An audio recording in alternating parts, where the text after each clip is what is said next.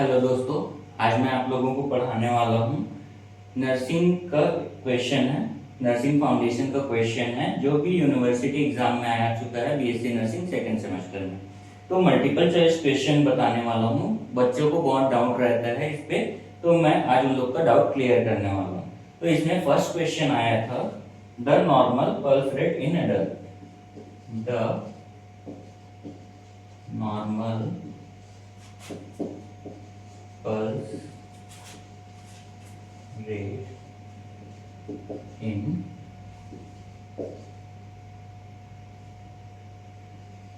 adult is the normal pulse rate in adult। इसमें question अलग अलग आया था, तो इसमें नॉर्मल पल्स रेट क्या रहता है हमारा? नॉर्मल पल्स रेट रहता है 60 to 100 beat per minute। 60 to 100 beat per minute। Breathe नहीं, ब्रीथ रेस्पिरेशन में आ जाता है। बीट पर मिनट इसमें अलग अलग दिया हुआ था, 40 to 60, 60 to 80 और 100 to 120 दिया हुआ था, लेकिन इसका आंसर क्या रहेगा? 60 to 100 बीट पर मिनट। ठीक है। नेक्स्ट क्वेश्चन रहेगा,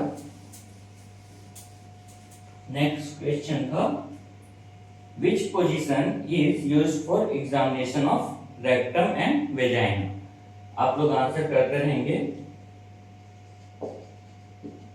which position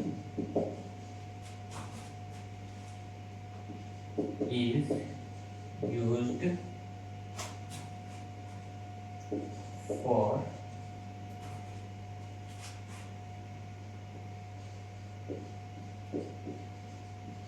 rectum and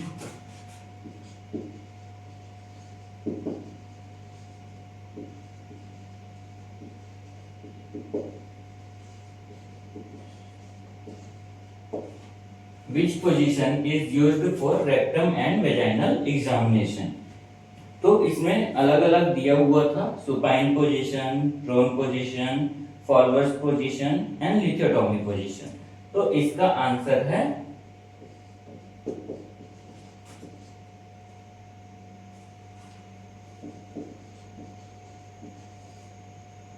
लिथोटॉमी position. लिथोटॉमी position ये इसका आंसर है। इसमें और भी दिया था, सुपाइन पोजीशन इसका आंसर नहीं है, प्रोन पोजीशन इसका आंसर नहीं है, फॉरवर्ड पोजीशन इसका आंसर नहीं है। इसका आंसर क्या है? लिथोटॉमी पोजीशन। नेक्स्ट क्वेश्चन की ओर हम बढ़ते हैं। नेक्स्ट क्वेश्चन की ओर बढ़ेंगे। नेक्स्ट क्वेश्चन क्या है हमारा? The scale of used to assess level of consciousness.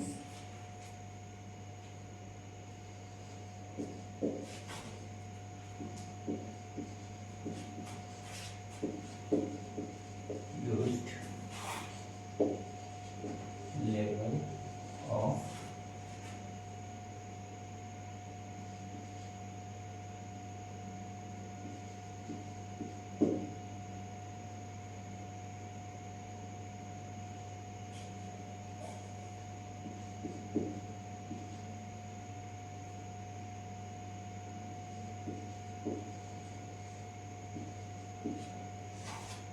assessed to use level of consciousness। Level of consciousness को असेस करने के लिए कौन कौन सा स्केल का यूज करते हैं? तो कौन सा स्केल का यूज करते हैं लेवल ऑफ कॉन्शियसनेस को चेक करने के लिए? GCS। GCS। GCS क्या होता है?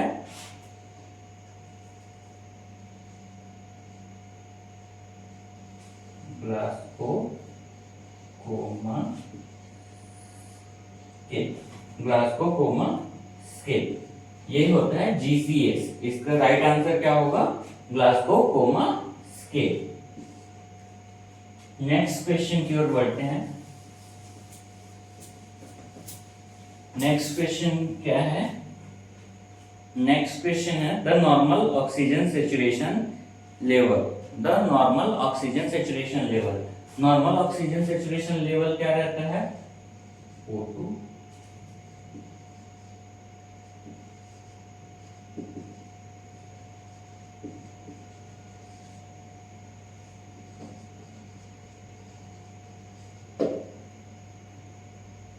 Normal O2 oxygen saturation level. ये O2 नहीं होता है, ये होता है SpO2।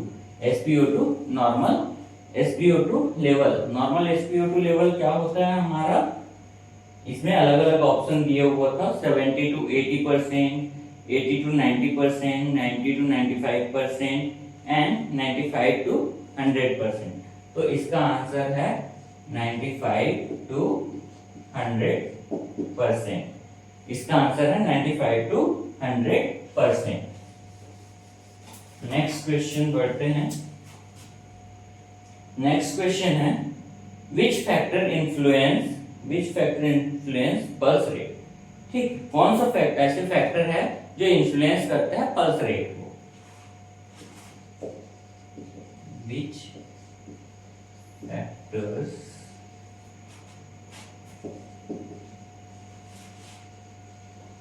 Influence pulse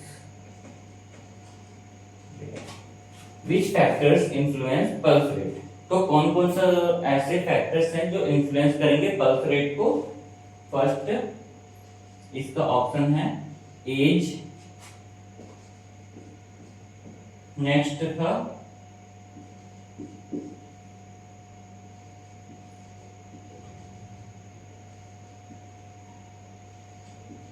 exercise, C है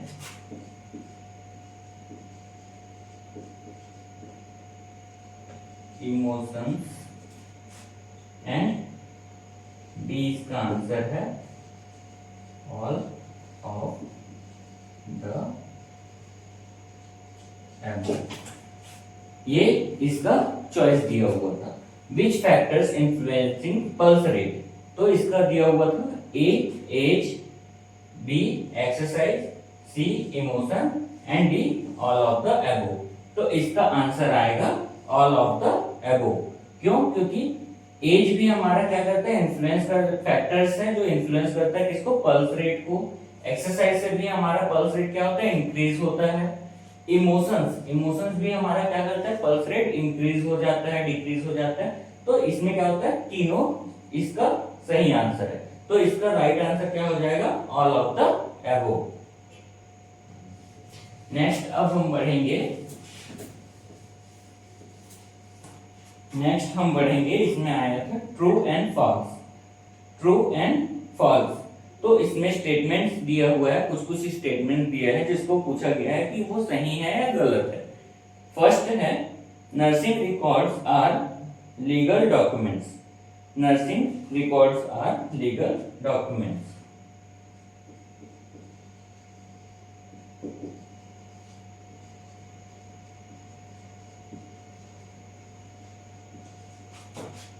are legal documents.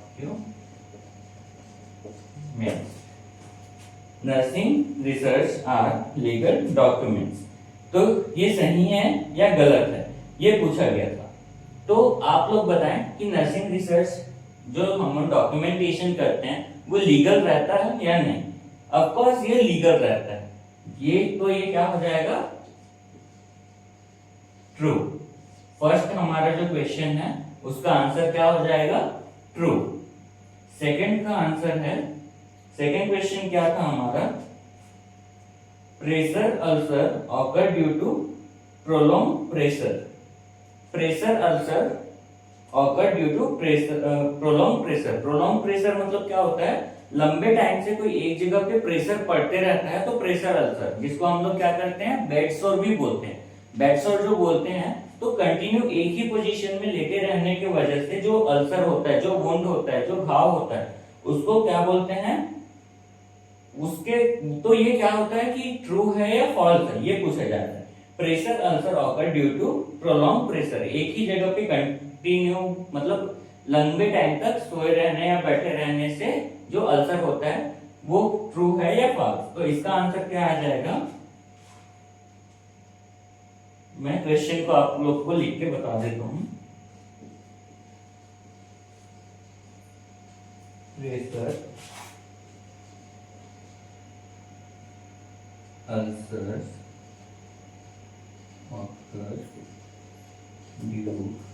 To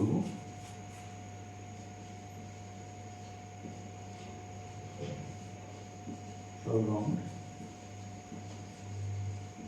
pressure, prolonged pressure।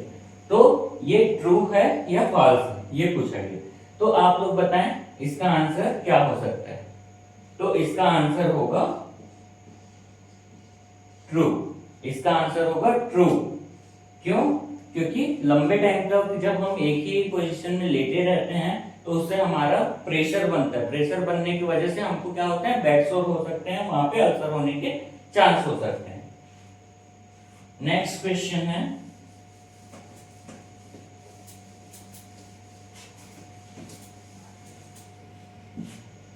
Next question है, emotion control is not a nurses responsibility. Infection control is not a nurse's responsibility.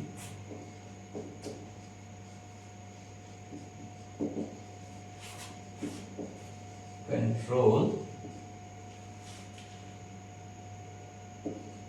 is not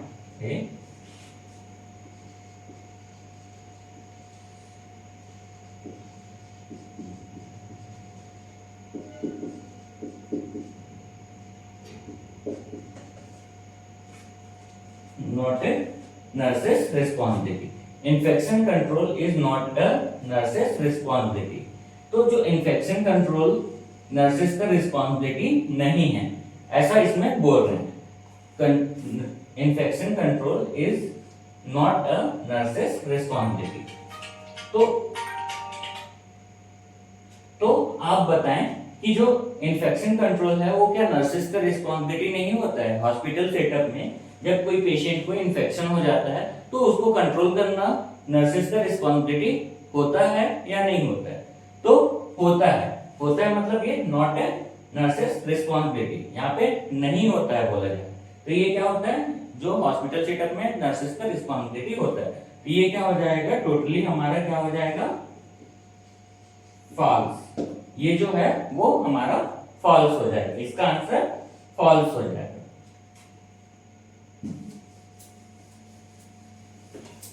next है,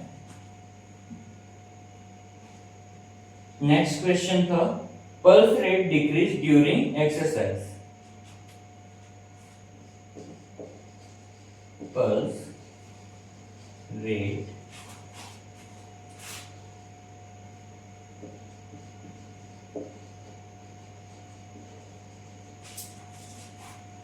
decrease during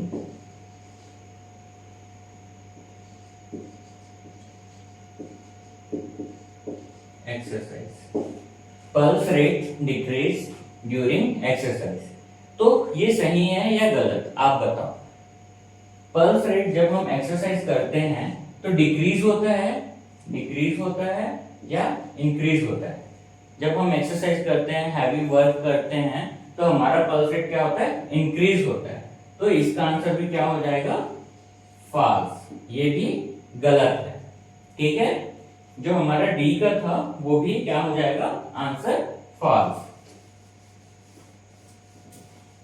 अब next question है, good posture reduce fatigue. Good posture reduce fatigue. Good posture reduce fatigue। Good posture reduce fatigue.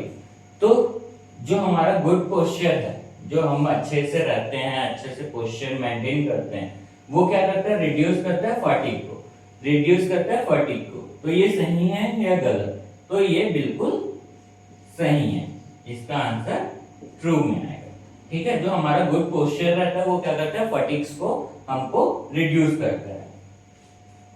Then next question है, next उसका question था, nursing care plan is based on nursing diagnosis. Nursing care plan जो है वो based on nursing diagnosis रहता है या नहीं? nursing care plan is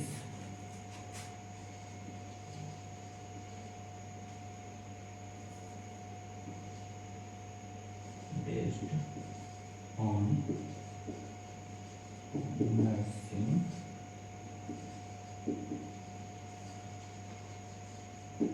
nursing diagnosis. जो हमारा नर्सिंग केयर प्लान है वो बेस्ड रहता है नर्सिंग डायग्नोसिस के ऊपर।